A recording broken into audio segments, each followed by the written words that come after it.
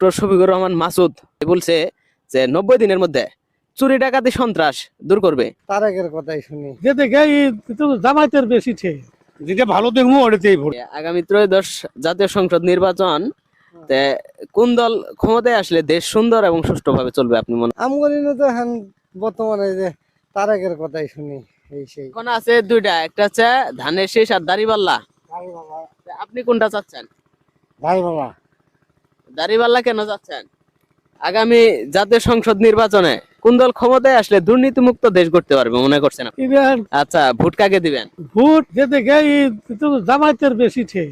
আগামী জাতীয় ত্রয়োদশ জাতীয় নির্বাচন আপনি কোন দলকে এগিয়ে রাখছেন? মাঠে যাবো, কেবল আরম্ভ হয়েছে তো, যেটা ভালো দেখবো ওটাতেই ভোট। আগামী ত্রয়োদশ জাতীয় সংসদ নির্বাচনে কোন দল ক্ষমতায় আসলে দেশ সুন্দরভাবে চলবে?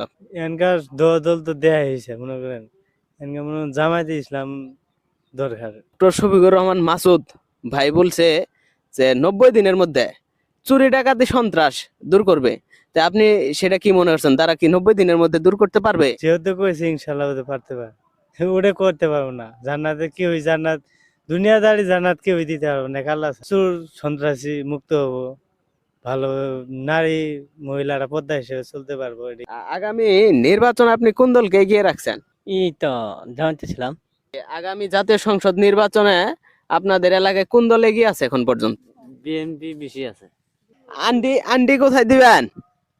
এখন কি কম এখন আমরা এখন মনে করেন আল্লাহ এখন কাজ জিনো বেশি ভর করবো অন্তি এখন কা। আপনার এলাকায় কোন দল ক্ষমতায় আসলে এলাকার উন্নয়ন হবে বলে মনে করছেন আপনি? বিএনপি। বিএনপি একটা ভালো গুণ বলেন। এখন পার হইলে তো কাজ বাজ ভালো করবো এটাই আর কি। ভোট কাকে দিবেন? ভোট ধানের শীষ না দাড়িপাল্লা? ভোট কাকে দিবেন? দাড়িপাল্লা। এখন দল আছে দুইটা, ধানের শীষ আর দাড়িপাল্লা। আপনি কাকে এগিয়ে রাখছেন? জনশীষ। আপনার এলাকায় কোন দল এগিয়ে আছে? আমাদের এলাকা দল বড় সমান সমান। জামাত বিএনপি সমান সমান। আপনি কাকে বেছে নিবেন? কারে বাজি নেবো ভিলতে যখন যেমন সেখানে